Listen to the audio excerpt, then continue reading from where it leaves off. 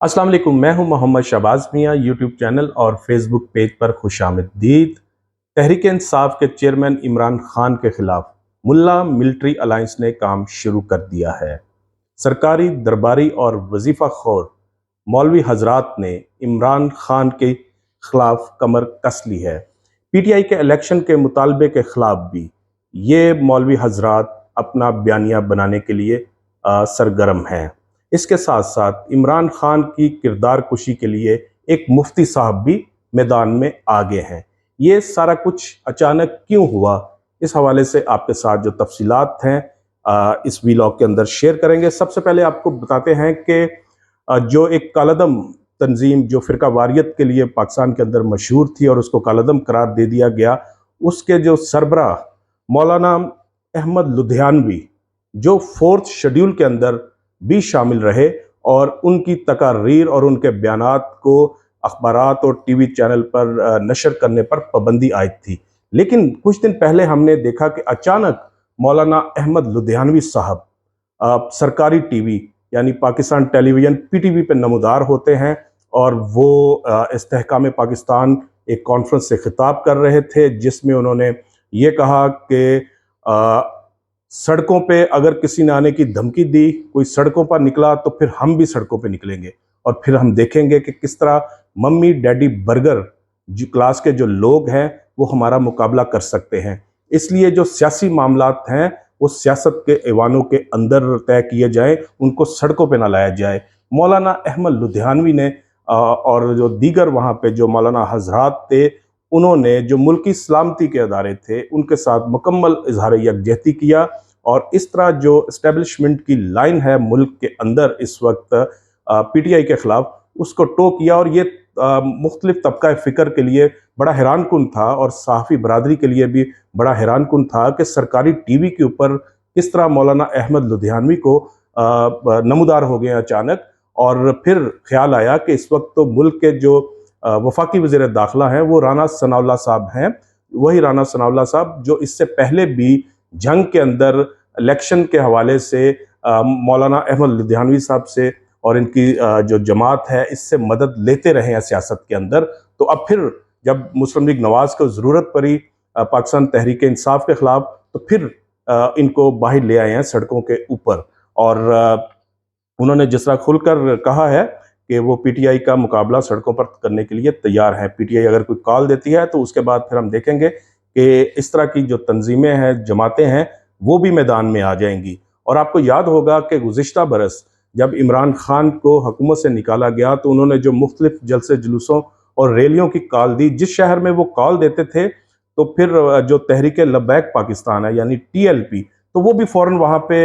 Call दे देती थी और कहती थी कि जनाब अगर इन्होंने मीनार पाकिस्तान पे जलसा करना है तो हमने करना है, हमने पहले दरख्वास्त दी है डीसी को और हमें जलसा करने दिया जाए ताकि वहाँ पे तसादुम हो और पीटीआई अपना जो शो है वो ना कर सके। तो उस वक्त टीएलपी को इस्तेमाल किया जाता रहा गुज़िश्ता साल, और वो किन के कहने पे किया जाता रहा ये सब जानते हैं कि टीएलपी किस तरह मार्ज़े वजूद में आई और उसके बाद फिर कौन लोग इसकी ताकतवर हल्के और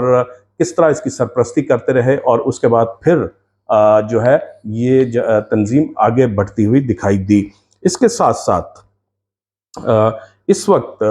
जो मुफ्ती मोहम्मद सईद हैं, जो इमरान खान के बड़े करीबी समझे जाते थे, बल्कि उनके दोस्त समझे जाते थे और जो कोर कमेटी थी पीटीआई की उसका भी हिस्सा थे। और वो रेहाम खान से जब शादी हुई इमरान खान की तो उस वक्त भी यही मुफ्ती साहब निकाह ख्वान थे। और उसके बाद इमरान खान की जब बुशरा बीबी के साथ निकाह हुआ तो मुफ्ती मोहम्मद सईद ने निकाह पढ़वाया।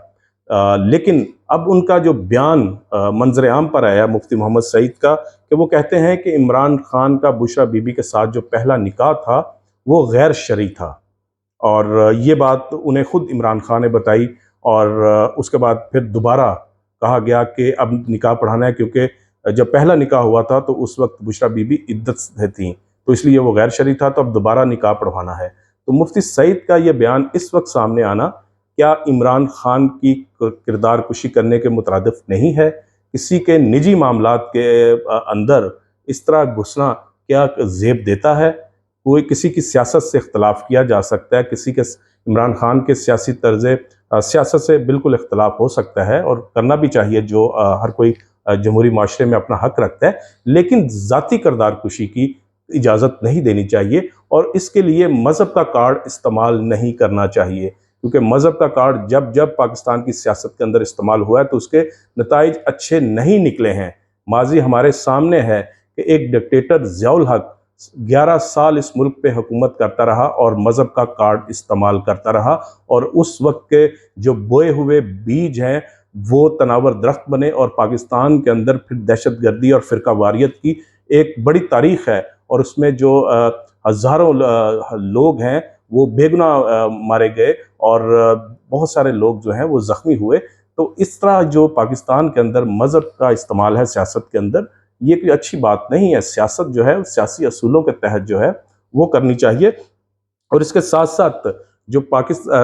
दिफाए पाकिस्तान कौंसल के नाम से एक तंजीम है, जिसमें कोई 40 के करीब कहा जाता है कि जो मुख्तलिफ मजहबी और सियासी तंजीमें हैं उनकी जमात है, और वो भी मौलाना हजरात जो हैं गुज़िश्ता 1 साल से, जब से इमरान खान की हुकूमत गई है तो उसके बाद मुख्तलिफ अपने इजलासों में एलामिया जारी करते रहते हैं वो, और इजहार यकजहती करते हैं पाकिस्तान की इस्टेब्लिशमेंट के साथ, सिक्योरिटी अदारों के साथ। वो ठीक है, बिल्कुल होना चाहिए, जो मुल्की सिक्योरिटी के अदारे हैं उनके साथ इजहार यकजहती करना चाहिए। पाकिस्तान का दिफा बिल्कुल हर पाकिस्तानी शहरी की जिम्मेदारी है, लेकिन उसका सियासत में इस्तेमाल और किसी एजेंडे को टो करना ये बिल्कुल गलत है। और ये इस्टेब्लिशमेंट ने जब जब ऐसे मौलाना हजरात को इस्तेमाल किया तो उसके नताइज अच्छे नहीं निकले। तो अब फिर वही जो दिफाई पाकिस्तान कौंसल है उसी रास्ते पे गामजन दिखाई देती है। इसके साथ साथ मज़हब का कार्ड और कहाँ इमरान खान के खिलाफ इस्तेमाल हुआ, तो गुज़िश्ता बरस जब उन पे गुजरात पे हमला हुआ था तो उस वक्त खुद इमरान खान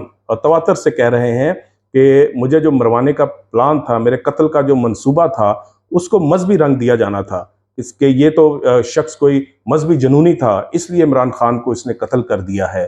तो ये जो चीज़ है, ये जो मज़हब का इस्तेमाल है, मज़हब कार्ड का इस्तेमाल है, चाहे वो माजी की हुकूमत में इस्तेमाल हुआ है, चाहे वो इमरान खान के इक़्तिदार के दौरान हुआ है या उससे पहले हुआ है, तो इसको बिल्कुल जस्टिफाई नहीं किया जा सकता, क्योंकि इससे इंसानी जानें माजी में हम जाते हुए देखी हैं, और सलमान तसीर का जो कत्ल हुआ वो भी सबके सामने है। तो इस तरह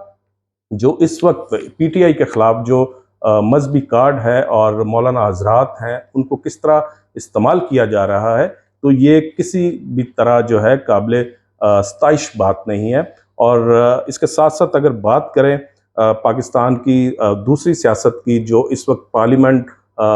बामुकाबला चीफ जस्टिस ऑफ पाकिस्तान है, तो हुकूमत को जहाँ पे हर महाज पे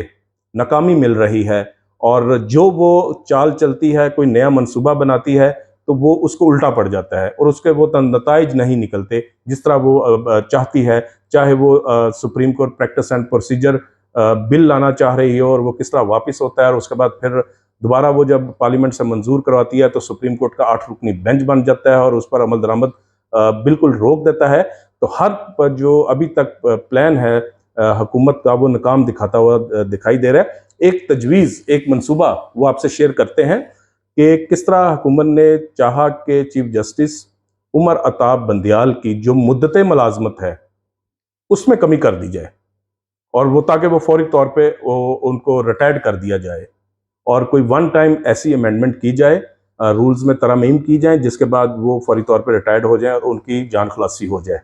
ये भी जो है प्लान तैयार हुआ, लेकिन इस पे अमल दरामद अभी तक नहीं हो सका, क्योंकि इसमें हुकूमत को खुद बहुत सारी जो कानूनी रुकावटें हैं उनका सामना करना पड़ रहा है, और अभी हुकूमत खुद इस एक पेज पे नहीं आ सकी कि चीफ जस्टिस ऑफ पाकिस्तान को वो किस तरह हटाए। अगर वो चीफ जस्टिस ऑफ पाकिस्तान को नहीं हटा पाते, जो वो पूरी कोशिश कर रहे हैं, तो उसके बाद उनको पता है कि किस तरह फिर पंजाब के अंदर इलेक्शन ना करवाने के हवाले से तौहीन अदालत की मुर्तकिब हो रही है वफाकी हुकूमत। तो उनकी जो अपनी गर्दन बचाने के लिए हुकूमत जो है वो किसी हद तक भी जाने के लिए तैयार है, जिसकी वजह से ये प्लान तैयार किया कि चीफ जस्टिस की मुद्दत मुलाजमत जो है उसमें कमी कर दी जाए। ताहम अभी तक इस पर वो अमल नहीं कर सकी।